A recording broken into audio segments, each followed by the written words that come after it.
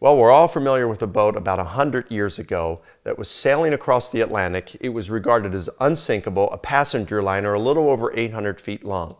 And on one cold April evening, about 400 miles off the coast of Newfoundland, it hits an iceberg and it sinks, and more than half of its passengers die as a result of a lack of lifeboats. The name of that boat, it was the Titan,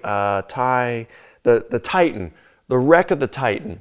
Because you see, there was this novel named Futility, The Wreck of the Titan, that was written in 1898, 14 years prior to the sinking of the Titanic.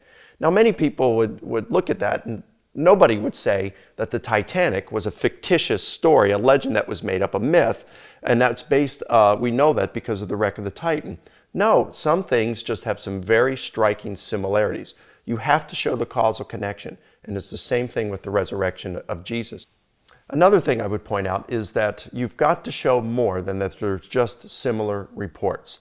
For example, we're all aware of a plane that took off from Massachusetts early one morning and just after 9 o'clock flew into one of the largest skyscrapers in the world in New York City between the 79th and 80th floor, killing everybody on board and many people working in the building at that time. Well, we know what I'm talking about. It's when the B-25 flew into the Empire State Building in July in 1945. Yep, that actually happened. And it's the same exact floors as the 767 that flew into the South Tower on 9/11. But no one's going to suggest that because all of these striking similarities exist, that 9/11 was a myth that occurred over time.